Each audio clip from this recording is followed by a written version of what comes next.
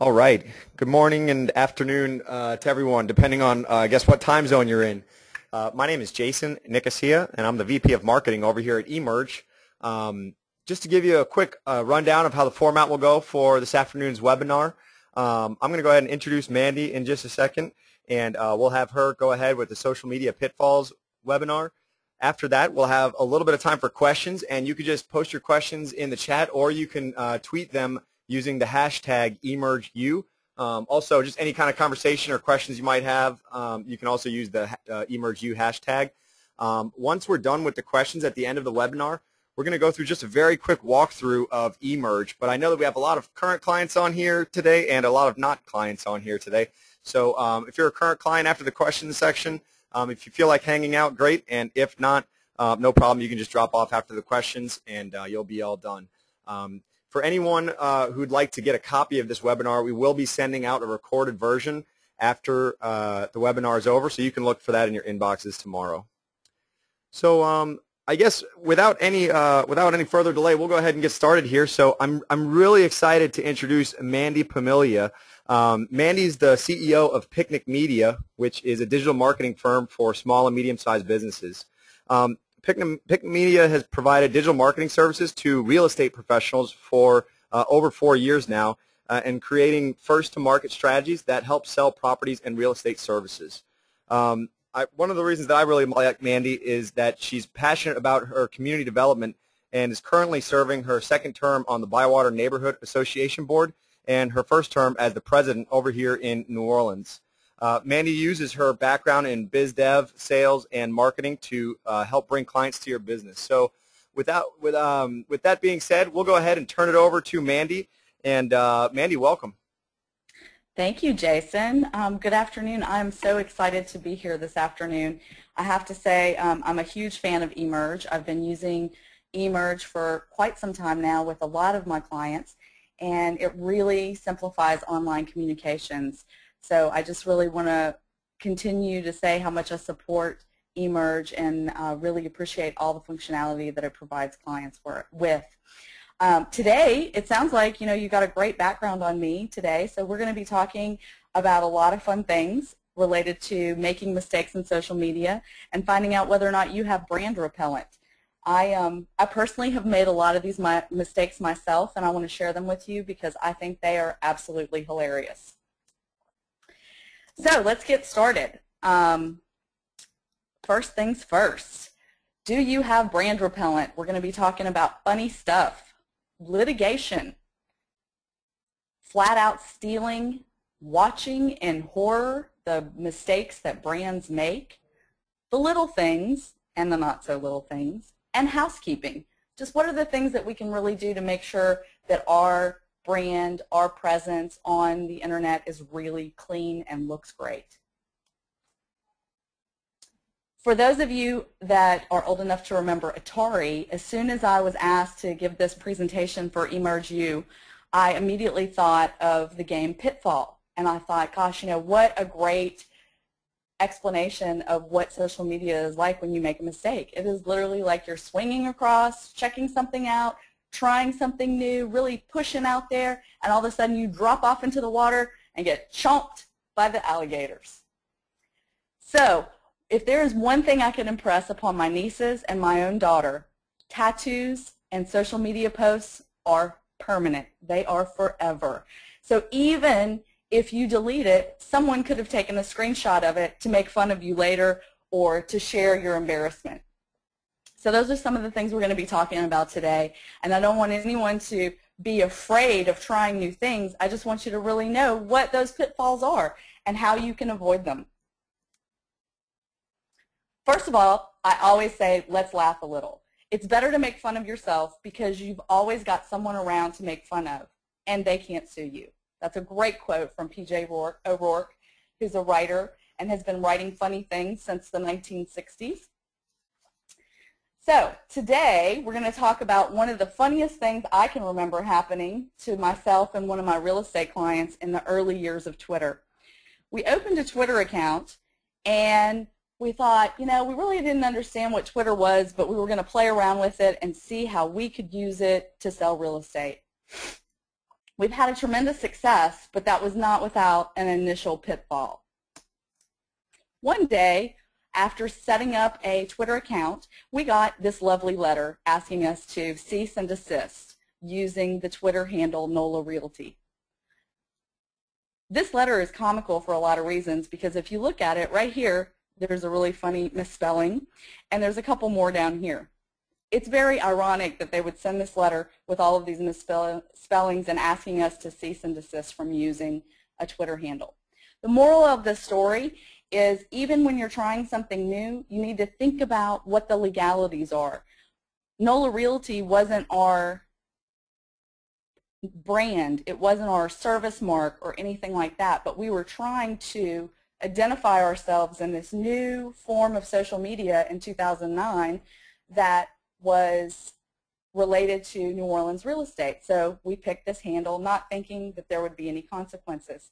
So I must encourage you, anytime you're getting ready to brand yourself in any way, make sure you're using your brand and that you're not trying something new that is outside of your brand without checking it out, Googling it, doing your research to see if there are any other trademarks or service marks on that handle or that tag. Again, ironically, we used this handle on Twitter successfully from 2009 until 2011. And I just checked the other day to see where they were with using this, because we built up a lot of brand recognition using that Twitter handle. And to this day, they've never used it. What a shame, what a loss. So I have to say, I wish we could have retained that, but it didn't do them any good either. The next thing, flat out stealing. Ooh, that's really painful when you see something of your brand being stolen and it was on purpose. A major newspaper in New Orleans stole a blogger's moniker. She started using the URL nola-eats.com and NOLA and the Twitter handle @NOLA_eats. It was a social dining group. It started about 10 years ago, and the person who was in charge of social media engagement at the newspaper was well aware of NOLA Eats. They chose anyway, without checking with her and without researching the branding, the trademark, the service mark, or anything, to go ahead and use that. So they moved forward with the newspaper trying to capitalize on someone else's work using the NOLA Eats brand. Eventually, they caught so much heat from so many organizations and through so much social media backlash that they eventually changed it within just a few days to @NOLA Dining. So you won't see them using NOLA Eats anymore. Some days, you just got to slap yourself in the forehead and say, wow, what were they thinking? There are so many brands that just go bonkers.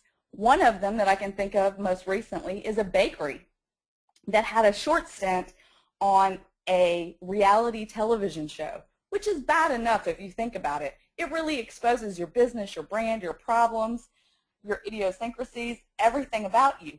But then, once they start getting attacked for possibly not being as great a business as they thought they were, all of a sudden, they start going crazy on their own social media page. And after they go crazy and say things like, I am not stupid, all of you are, you just do not know good food. It is not uncommon to resell things Walmart does not make their electronics or their toys, so lay off. So after several days of this type of tirade, they finally came back and said, our Facebook page had been hacked. So you really have to say, wow, you know, am I in a good place in my mind before I jump on the internet and engage in social media? It's so important. Which brings me to another one. On the day of the Boston bombings, there were a lot of insensitive tweets that happened and a lot of insensitive social media posts. One of them was, in honor of Boston and New England, may we suggest whole grain cranberry scones. I mean, can you think of anything more inappropriate than to talk about scones on the day when we didn't know how many people were hurt, injured, or dead after a bombing at a major marathon? Which brings me to another point. If something happens that is very significant in the national media, you must go social media silent. So if you've got things scheduled, you need to run and check to see what's scheduled and maybe take it down and be quiet for a day or two. It's really important to be sensitive in social media. For those of you out there that are realtors or lenders, we had a big snafu about a week ago. A major bank and a lender announced their Twitter takeover and how they were going to have someone from their bank and lending institution come on and answer questions. They got hammered. Hammered because they foreclosed on a lot of people and they had some very questionable lending practices. So just an example of one of the tweets that they got hammered with was, how do you decide who to foreclose on, darts or a computer program? Eventually, the brand came back and said, tomorrow's Q&A is canceled. Bad idea. Back to the drawing board. I wonder what their marketing department looks like today.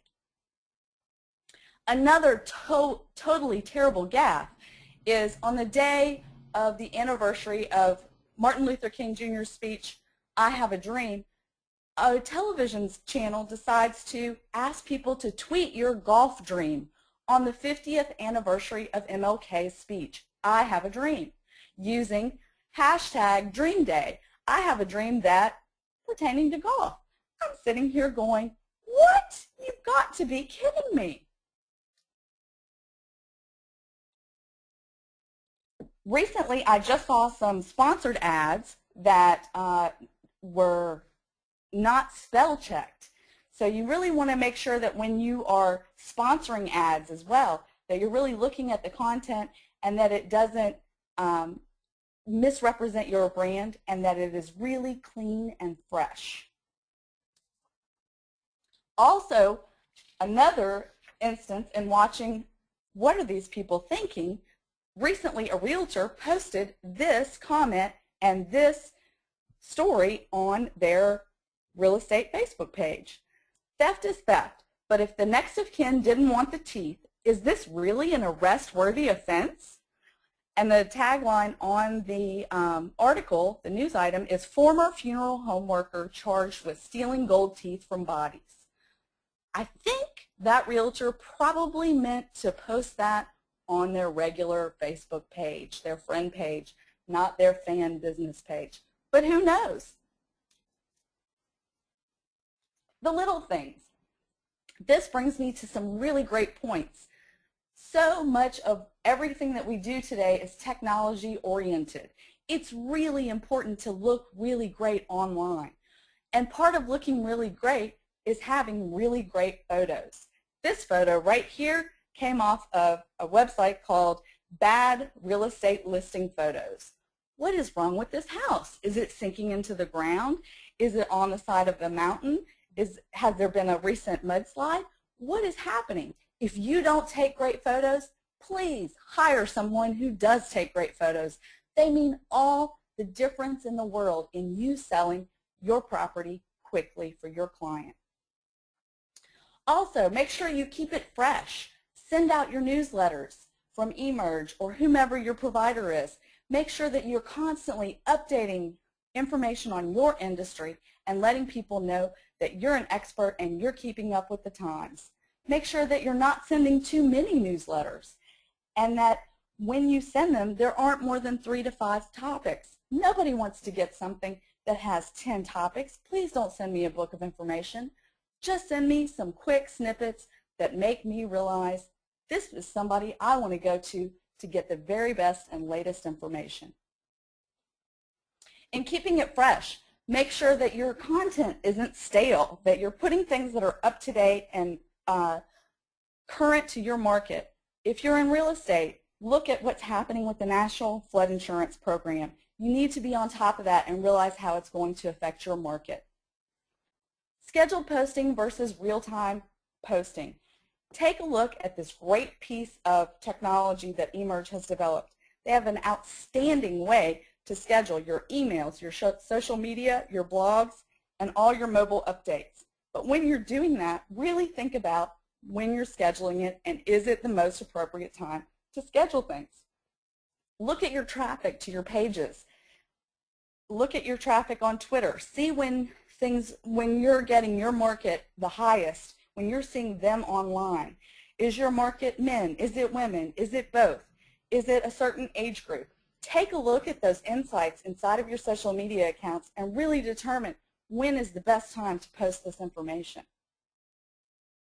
If your social media accounts are connected, really think about that connectivity and how you use it.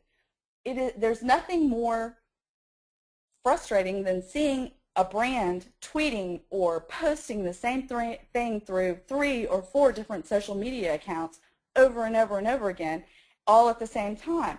Think about syndicating your information. If you want to share something new that is in your shop or something new that you're selling or a new listing that you have, make sure it hits each one of your social media accounts at the right time where you've got the eyeballs there. And make sure that it's syndicated. And when I say syndicated, think of television. You can do reruns all the time, just making sure that it's at the right time when you've got different traffic. That's very important. Make sure you're not posting too often. Posting too often, everyone knows what that looks like. You've got a friend that's not busy right now. They post everything they're doing. Look what I had for lunch. Look where I went for tea. Look where I went shopping. Brands get in the habit of doing that as well. A lot of brands are trying to do that so that they can trick EdgeRank and try to post more and more often on Facebook so that they don't have to pay for Facebook advertising. Look, I get it. However, if you're posting so often, you're going to get put in what I call the file where you get buried. Sometimes I have to do with this with people I love. You know those lists in some of your social media accounts? You can mute people, you can move people to a different circle, you can move people to a different list on Facebook where you almost never see their updates. It's really convenient for those who post too much. Also, don't forget to post. You don't want your posts to stack up on you. If you have news to share, make sure that you're sharing it. Make sure that if you have closed a sale today and you want to share that information, that you're sharing it today, or that you always share those closed sales on Friday. Come up with a system that works for you and stick with it. Make sure that you're being responsive. Being responsive means if you have a client that has a business, make sure that you are paying attention to their business, that you're commenting and liking on their business so that you have business-to-business promotion happening between the two of you. Also, make sure you're monitoring what's happening on your social media. There's nothing worse than posting updates and then not getting back to people. People have questions. People have questions about your services and your products. If you're running a community group, people have questions about your meetings that are coming up. Anything around that, you've got to monitor it. Monitoring comes in by using your mobile. Make sure you use your mobile to get the alerts so that you know when someone needs you to get back to them. Then there's this other thing you got to look out for, and they usually come out at night. They're trolls. They show up at the most inconvenient times, giving you really unfortunate and negative feedback. Make sure that you know how to deal with people who are not using Facebook and Twitter in a nice way. Make sure that you know exactly what to do when you have a problem with someone who is harassing you on a social media account. Come up with your social media policy. Know what that looks like. Do you allow certain language on your pages? Do you allow certain interactions to take place? What are your boundaries? Once you know those boundaries, you know exactly what to do when that happens. Don't wait until it happens and you're freaking out. Creating repetition. So many times I see people doing such a great job with getting information out there, but they're not creating repetition. Repetition is so important, letting people know exactly what to look for each and every time in a post. So, for example, if you are, again, selling real estate, you want to come up with a methodology that is always the same exact information every time, in the same format, in the same order, so that there's never any question about where that property is, where it was listed, how much it costs, how many bedrooms it has, how many bathrooms, Whatever you feel is the most vital information that you can squeeze into that small post, make sure you create the repetition about your product or service every time. Also, make sure you're peppering in good information that doesn't sound like you're an advertisement all the time. So many times people join a new social media format and they just start pumping out, this is what we do, this is what we do, this is what we do, this is what we do. They never talk about any of their knowledge. They never send out anything funny or entertaining. They never interact or engage with the people who like their pages or want to interact with them. You've got to make sure that those things are happening. Also, tracking. Tracking is so important. How do you know what you're doing if you aren't measuring your success? And if you want different results, you have to track what's happening with your social media. Posting from mobile devices. Posting from mobile devices can be really tricky on certain formats. You really need to know how each one works. For example, if I want to post a link on Facebook, I really need to think about how that's going to populate and look. How do I have the most recent updated version of the Facebook app on my mobile device? And what does that look like? Is the picture going to populate, or am I just going to have a link?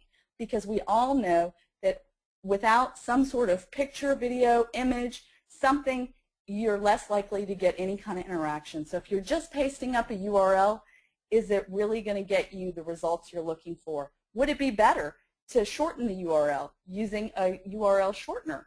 Think about all those things and what that's going to look like in your end result. Another little thing that turns out to be a very big thing is Google+.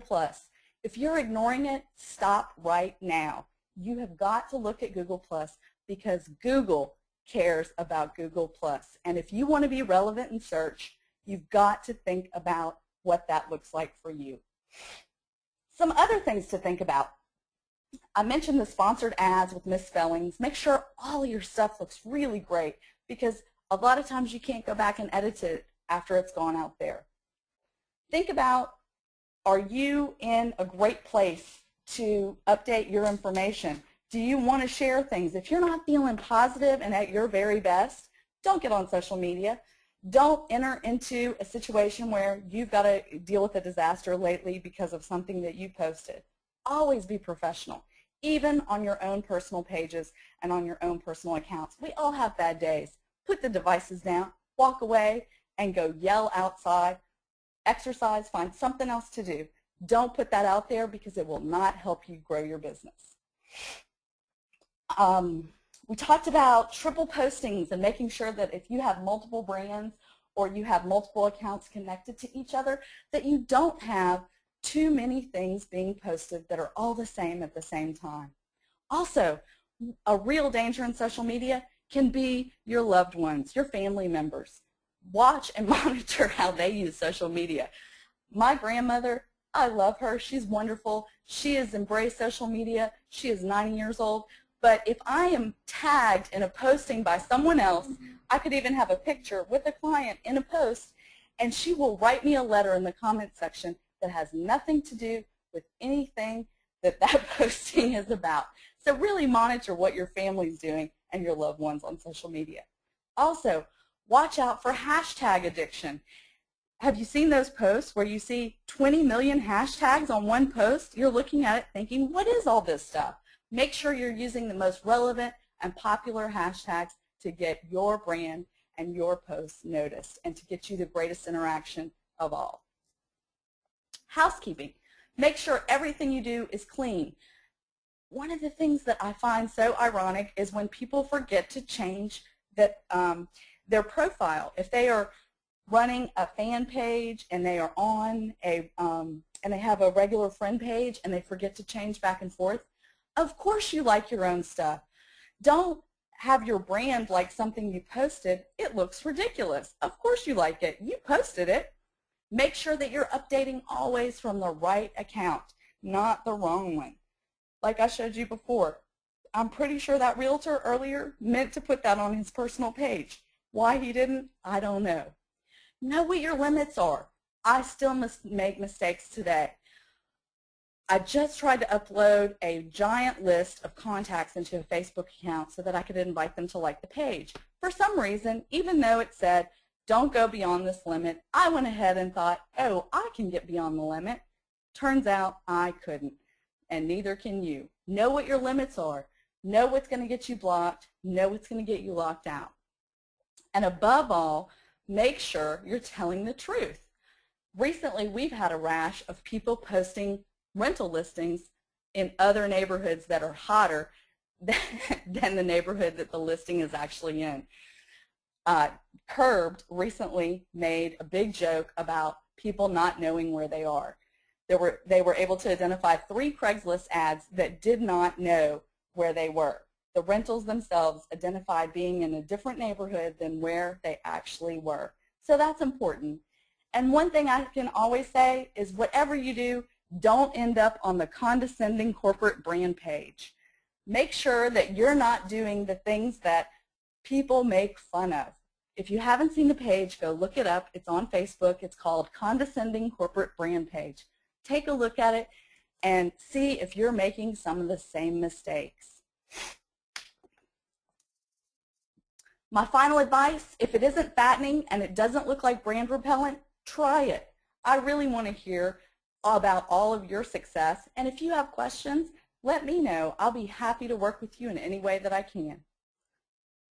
Thank you so much for having me today. I really enjoyed it, and I'd love to come back anytime. Hey, Mandy, thank you so much for your time here. We're going to open up the floor, guys, for questions.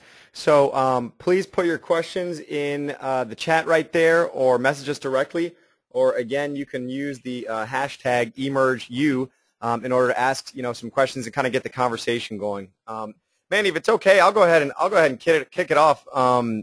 You talked about posting your listings on social media, and one thing that I find that a lot of agents will do that gets as someone who has a lot of real estate agents as friends on Facebook is when all they do is share every listing they ever get. And I see that that's a really consistent problem that happens across Facebook is, even though less than 1% of their network is actually looking to buy property at any given time, they're posting almost all of their actual listings on their Facebook page. So 2 things I would ask about that. Posting your listings is really important. Do you have a good website? A lot of realtors don't have good websites. The ones that brokers provide them with are usually not very flexible, and they don't often know how to work with them. That's one of the things that my company is specialized in. We really look at what people have, and if we can't work with them or manage the website that they have, we make sure that they have one that they can manage. So posting your listings often is a symptom of having a bad website. Also, it's important to post your listings because you want people to see what you're listing. But it's also important to show what you're selling because you've got people out there that are going to sell as well. And it's important to let people know what is happening in your market related to real estate. So anytime there's a great new development happening in the real estate market, you've got to let people know about that. And anything that's coming up around changes to funding or financing, you always have to be sharing that kind of information and always be a great resource to your potential client. Awesome. So we have another question here about how does eMerge help us to monitor our social media engagement? We're going to, like I was mentioned at the beginning, we're going to jump into a quick presentation on eMerge right after this. But one of the great things about eMerge is that you'll get weekly emails right to your inbox that give you detailed analysis of that social engagement. So you can really tell, what kinds of posts are being effective and what kinds of posts people really don't like. So, there's a reporting section that we'll go over in just a few minutes. But yes, we definitely help you to understand the analytics behind, what you're actually posting. Yeah, analytics are so important, and eMerge does a great job at that. Here's another question for you, Mandy. What would you suggest for an agent who doesn't have their own non-cookie cutter website but does have social channels? I would recommend getting a website built. If you don't have a website at all, I would recommend getting a website built. There are lots of great options out there for you to work with that you can use as you can run it as a blog. We did that for years with one of our agents, and it worked very, very effectively. If you're a new agent, you really need to think about what your market is. Who are you selling to? Are these people that are coming into your market and they are buying their second home?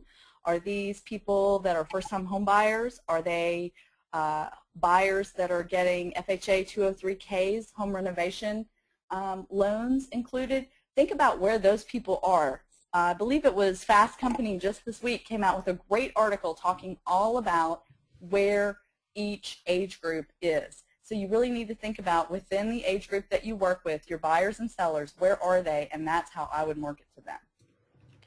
I've got another question here from somebody that says that I'm a new agent and they don't have any listings yet or a website. What should they be posting if they're a new agent? If they're a new agent, if they've sold anything, I would definitely, if they're representing buyers, I would definitely be posting the buyers that I've represented. You know, some other great things that you can do is take pictures at your closings and post those pictures of your happy home buyers. Also, anything related to real estate. There are several sources out there, Realtor.com, Trulia, and Zillow that have curated, that create their own content, and you can use it as curated content to repost and share that type of information. Just look for anything like that. Today we found someone who was moving in the New Orleans area and wanted a recommendation for movers. So we sent them to a resources page on one of our websites that we built, giving a recommendation. I know who this person is, so they will be at some point in the very near future a first-time home buyer, and this will be a great fit for the two of them to go together. So use your ability to monitor on channels like Twitter to look at who's talking about moving and what they're doing. Great.